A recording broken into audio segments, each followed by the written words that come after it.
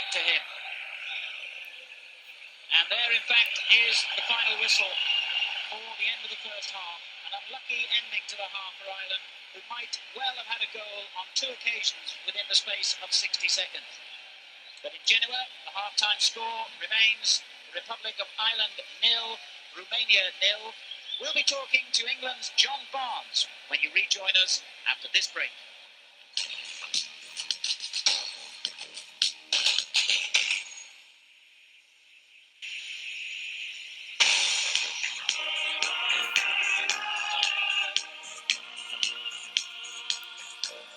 Hello again, 0-0 in Genoa between the Republic of Ireland and Romania. And watching that match in Bologna is the England international, John Barnes. Good afternoon to you, John.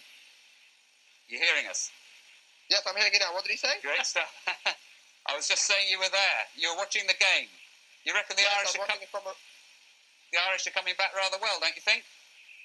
Yeah, Romania started off very well, and I thought it was going to be a rout, but Ireland got more into it, and they're knocking it around nicely, and they've had a couple of chances. They look the stronger side. So at the moment you're on course to meet them in the final in Rome.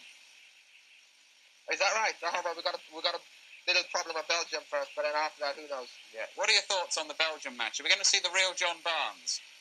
I hope so. So do we. Has it been frustrating for you so far?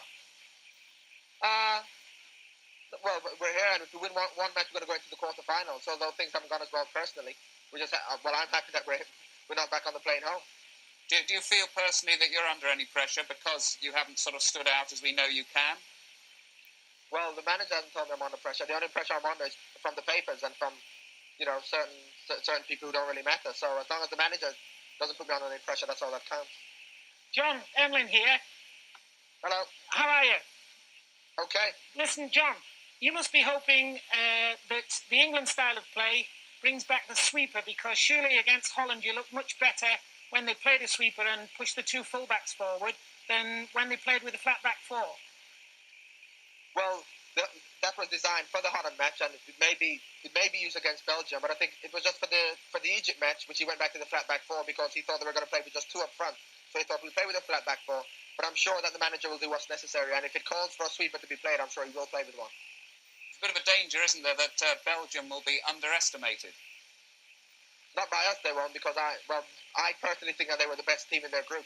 Although they lost to Spain, they played very good football and knocked it around nicely, and they look the most fluent side in that group. So I'm sure that we won't be underestimating them at all. And in the last 10 years, they've been one of the better European sides, reaching to the semi-finals of the last World Cup, finishing 3rd. So, they won't be underestimated by us at all. Interesting, isn't it, that 2 of the favourites, Brazil and Holland, are already out? Well, no one would have thought that Brazil would have played Argentina and West Germany would have played Holland by now. So easily it could have gone the other way with West Germany and Argentina being out. That would have been another 2 favourites. So it's just been a bit of a topsy-turvy World Cup, with teams winning groups who are not supposed to win groups and teams going out who aren't supposed to go out. John, it looks quite good for England especially that if they can beat Belgium, they have Cameroon, and then who knows, it's a semi-final possibility, isn't it? Yeah, that's right. Belgium, on paper you're going to say, well, if we beat Belgium, then we're virtually in the semi-final. But I'm sure Argentina thought that, they've got Cameroon to play in the opening match, and Romania thought the same. So, we won't even, if we get through, we're not going to underestimate Cameroon either, because in the first 2 matches, particularly the first one against Argentina, they looked a very good side. Very strong team. Well, John, thanks very much for talking to us this afternoon. Good luck tomorrow. Best of luck, John. Okay, thank you. Thanks a lot, John. And just a reminder of that match tomorrow, England against Belgium, you can see live on ITV. That's tomorrow evening. Right now, we'll take a break. Back to Genoa in just a moment.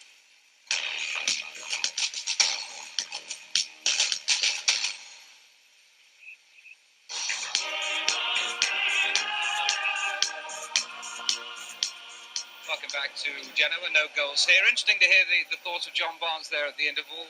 We're all hoping for a Liverpool-type performance from him for England tomorrow. Ian, when he plays for England, it always seems as if he's trapped. Now, is it that he's trapped within the system or trapped by his own inhibitions? Which do you think it is? Well, I certainly don't think it's the system, because I'm sure Bobby Robson wouldn't restrict John Barnes to doing anything other than he does for Liverpool. He would want him to get the ball and dribble with it like he does. He'd want him to score goals like he does. He'd want him to do all the things that John Barnes does for Liverpool. So don't blame the system. I don't know the answer, but John's been picked on recent performances when really doesn't justify it. All right, well, let's have a look at one or two incidents here from the first half as we wait for the players to come out. And Romania really starting well in. Well, Romania came out like a bomb and they had so many good attacks early on. And, you know, Pat Bonner had to be on his toes. And I thought the Irish lads weathered the storm well. I think the two centre-backs have played very well. Big Mick McCarthy was playing well, Kevin Mon, and they had to. Because number 10, Haji, has given them a lot of trouble. And the number 8, Sabu. But as I said, they weathered the storm. And then we were looking for them to impose their game on the Romanians with a high ball, and they did it. And eventually they started getting the ball into the box. And as we know, that's the only way that Ireland, we feel that's the only way Ireland, we're going to score goals. And here's a chance here from that Sheedy had. A lovely ball to the back post. And as we say, if Ireland can get this service in, they will get chances. And Kevin Sheedy will never be unlucky because the goalkeeper made a terrific reaction save. But they have to get that ball in. I mean, there's no point in knocking it around and trying to be like they are. They've got to get it down wide, knock it in, and let the two big fellas get in there and head it. Yeah, it was good to see the Irish finishing so strongly. Anyway. Well, finished strongly that half. Righty ho, let's rejoin Ron Atkinson and Alan Parry as the second half is just about to start. Thank you, Elton. This only the second time, incidentally, these two countries have ever met. And Jack Charlton was in charge of the Republic of Ireland when they played 2 years ago in Dublin. And Ireland won by 2-0, although it has to be said it was against an under-strength Romanian team. The Romanians making their 5th appearance in the World Cup finals.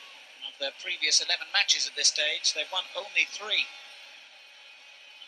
Lung, the Romanian goalkeeper, who at 6'5", is one of the tallest of the more than 500 players who took part in these World Cup finals, knows he could be in for an aerial battering in the second half, as Chris Morris is warned by the referee, I think, that he's got to have shin pads on.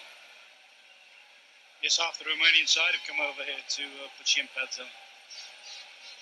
I must say, I cannot see the point. If a player feels comfortable without shin pads, it's the personal risk he's taking. Why on earth should it be the property of the referees to insist that they wear them? I just don't understand that. Yeah, but I would have to say on the reverse, I think players that don't wear, particularly the shin pads as they are today, they're so light. It must be balmy to play. If they run the risk of injury, it must be balmy to play without shin guards. But if you don't wear them week in, week out, and you're not used to them, I mean, it's something that you're going to feel all the time if you're not used to having them there, isn't it? No, but the point I'm trying to make, Alan, is they should wear them week in and week out. They're not like those big, thick paper bats you used to put down. Well, 2 copies of